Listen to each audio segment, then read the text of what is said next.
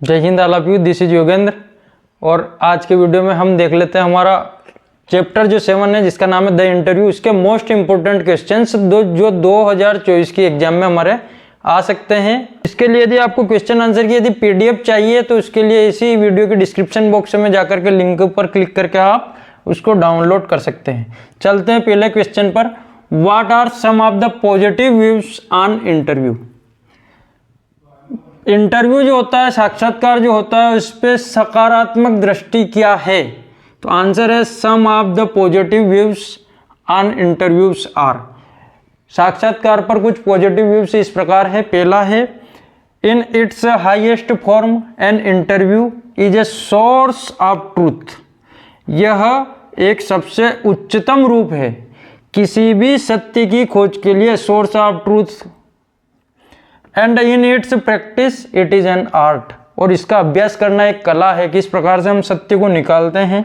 Next है, it is a supremely serviceable medium. यह सबसे ज़्यादा सर्विसेबल माध्यम है कम्युनिकेशन, बातचीत करने का सबसे श्रेष्ठतम रास्ता है, सबसे श्रेष्ठतम मार्ग है।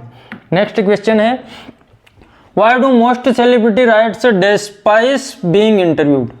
जो मोस्ट सेलिब्रिटी है, जो प्रसिद्ध लोग हैं, राइटर्स लेखक जो है, वो डिस्पाइस यानी घृणा करते हैं इंटरव्यू यानी साक्षात्कार से। ऐसा क्यों है?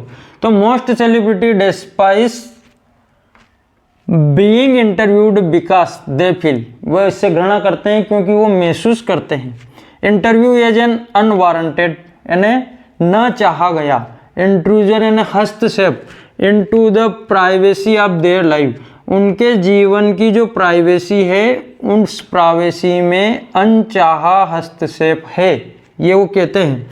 दूसरा है, it somehow diminishes them. Diminishes यानी नष्ट कर देना, समाप्त कर देना।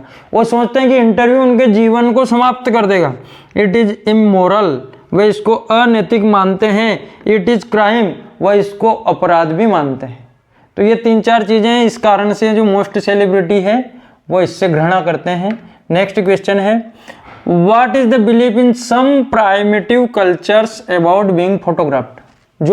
जो प्राचीन काल में जो कल्चर है, जो प्रागैतिहासिक समय जो कल्चर था, उसमें क्या विश्वास थे, क्या फोटोग्राफ के बारे में वो लोग क्या सोचते थे?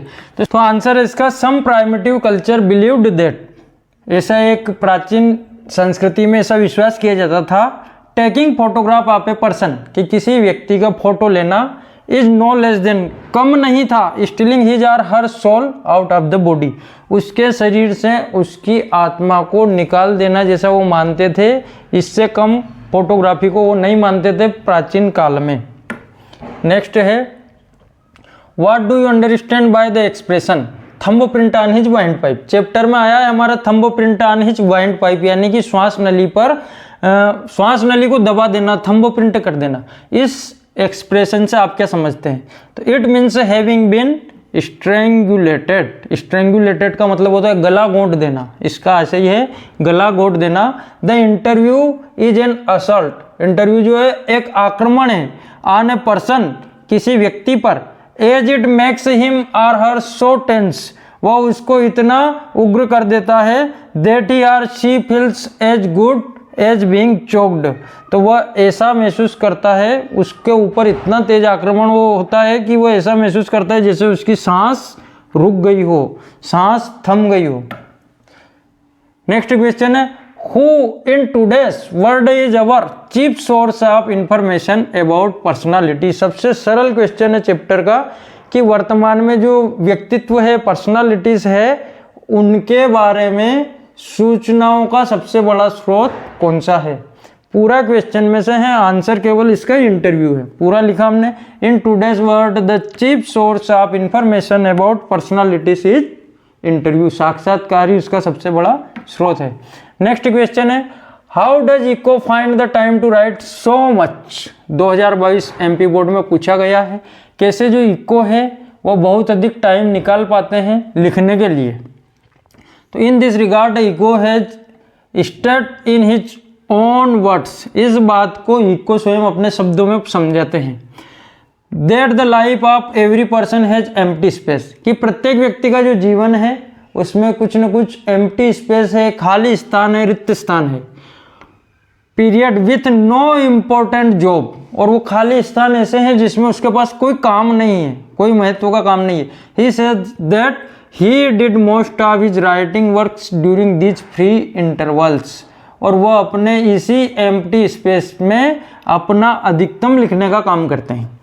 The fact is that he was writing on the same lines and same interest, peace, non violence ETC, और वो कहते हैं कि वो हर बार जो उनका लिखने की जो शैली है वो सेम रुचि की है, वो शांति पे लिखते हैं, अहिंसा पर लिखते हैं। He saved his time and he could write a lot in a short period, वो अपना समय बचाते हैं और बहुत ही कम समय में बहुत कुछ लिख लेते हैं। Of time, that was the secret of his writing, यही उसके लिखने का रहस्य है। लास्ट क्वेश्चन है, what is the reason for the huge success of the novel the name of the rose. Umberto Eco ने एक नॉवल लिखा है the name of the rose, जिसकी बहुत ब्रॉड लेवल पर प्रसिद्धि हुई है। तो इसके बारे में लिख रहे हैं। वो प्रश्न है कि क्या कारण है एक विशाल सफलता का जो नॉवल, जो उपन्यास उन्होंने लिखा the name of the rose, the name of the rose की सफलता का सबसे बड़ा कारण क्या है? आंसर है the name of the rose contains a very serious theme. Name of rose जो है उसके अंदर बहुत ही गंभीर थीम उसके अंदर है। It is a detective story at one level, एक स्तर पर जाकर के ये हमको एक जासूस की कहानी दिखती है।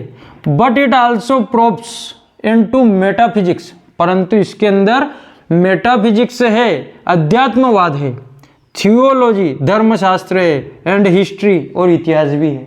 इस नॉवल में इन तीन चीज़ों का भी कॉम्बिनेशन है। However the reason for the success of the book remain a mystery, परंतु लास्ट में वो ये भी कहते हैं कि जो इस पुस्तक की सफलता है वो आज भी मिस्ट्री बनी हुई है, रहस्य बना हुआ है फॉर अस, हमारे लिए। आशा करता हूँ आज का वीडियो पसंद आया होगा। वीडियो पसंद आया तो लाइक व शेयर जरूर करें। धन्यवाद। जय हिंद। फिर मिलते हैं एक नए वीडियो के साथ।